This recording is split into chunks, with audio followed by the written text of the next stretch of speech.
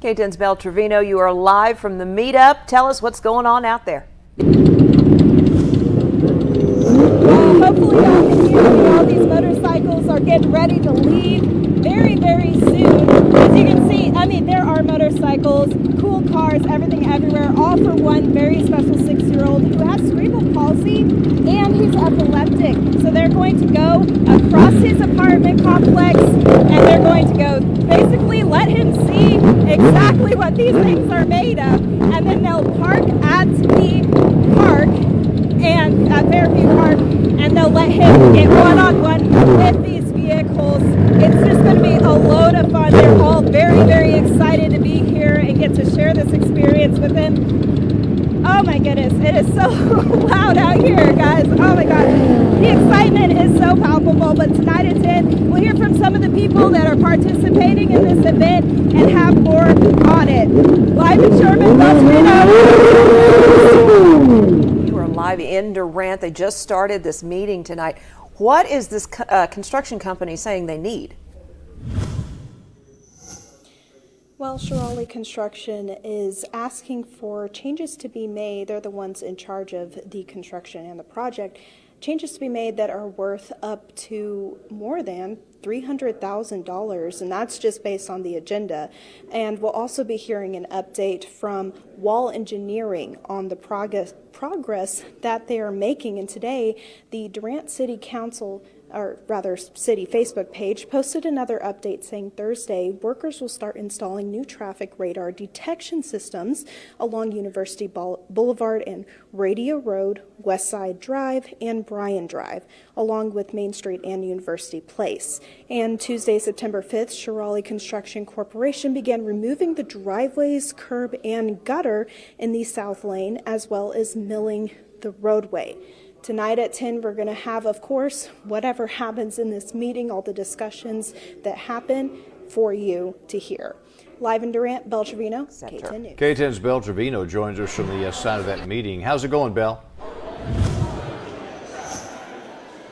Well, this is at least the fourth week of public meetings discussing the BNSF Railway Logistics Center that could or could not be put in place in Gunter.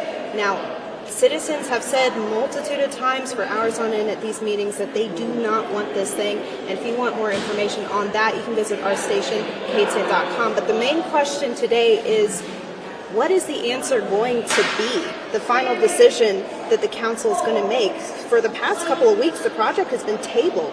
And at this point, amid frustrations from those watching and speaking their minds, they really want to know what the answer is going to be. And tonight at KTEN, we're hoping to have that answer. We don't know how long, again, that meeting is going to last. So we will be here till the end of it, and we will let you know on our station website, KTEN.com, once we have the answer. Live in Gunter, Belle Trevino, KTEN News. Yeah, they're still talking about it. KTEN's Belle Trevino, you're live at that meeting at the high school with more details. Have we accomplished anything tonight? Well, actually, yes. At the very beginning of it all, the City Council announced to everybody that BNSF Railway has changed up their plans, which of course means changing up the plans for the meeting. Of course, everybody still came forward, was given their time. A lot of people spoke about their disapproval. You can hear them behind me clapping. The railway decided to no longer annex their land outside of the city of Gunter, which the agenda showed was what the council and planning and zoning were supposed to be voting on tonight. And the mayor told me this means the company no longer wants to do the project at this time. In her words, they no longer really want to play in the sandbox. Although they could return since they own the land, they have not said if or when they would do that. And earlier tonight, I also heard from the city's interim city manager before the meeting started. I think what's important about tonight's meeting is that staff as well as members of the council and the mayor have been very observant to what our people have said. I think there is going to be some comfort and some information shared tonight that is a direct result of us listening to what our community is telling us to do. Something people mentioned tonight several times is the hope that the council will vote no instead of tabling the issue once again. Like I said before, everyone was still given that chance to speak. Citizens now sounding out how frustrated they were that this was an issue in the first place talking about transparency with the city council. We'll have that more tomorrow and tonight on our website, KTEN.com. Live in Gunner, Beltrevino, KTEN News. KTEN's Belle Trevino joins us from the middle of it all. How's the wait for that celebrity going, Belle? We are feeling the heat out here. There's a long line for drinks behind me, which I do not blame anybody because it is hot. But these are true Blake Shelton fans for standing out here in the heat, some of them since early this morning. I'll show you behind me. And Blake Shelton actually came by last night to do a short concert. This being Blake Shelton's place, of course. He has played here before, aside from that surprise mini concert last night. The manager of Old Red talked about how Shelton loves to do these pop-up events and how he loves getting the chance to meet his fans.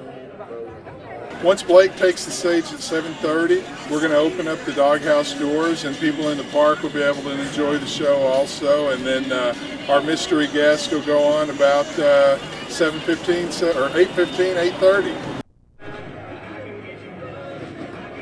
And once the concert gets started, the doors will open up, so everyone outside will get to enjoy the music as well. Coming up tonight at 10, we'll hear from some fans of his, and we'll take a look at the crowd once the concert gets started. Live in Tishomingo, Belle Trevino, KTEN News. KTEN's Belle Trevino, you're live at the Municipal Ballroom where that event will take place, and looks like some great artists in town.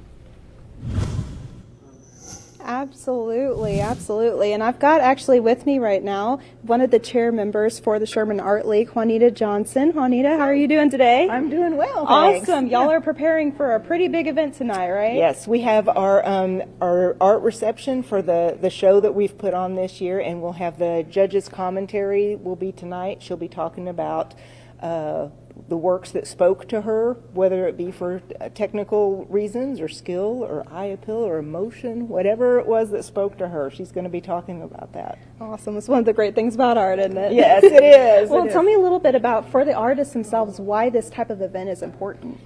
Oh, it gives everybody a chance to really display their art, where their heart is, what they're coming from. It could be that they're trying to, work on a technical skill, share a story, a memory, or something like that. But the biggest thing is that they can overcome that self-doubt and be able to be a winner just by entering, because it's a very vulnerable thing to make art and put it out there. It's kind of like putting your heart out there sometimes. Absolutely. And you were telling me earlier during registration, you were kind of talking to some of the artists about, what they were thinking and all that stuff. Tell me a little bit about that. Well, it's a lot of fun. People are inspired either by they're wanting to document some travels that they've had, a moment in time, maybe they're remembering something, and sometimes they're just really inspired by a new medium.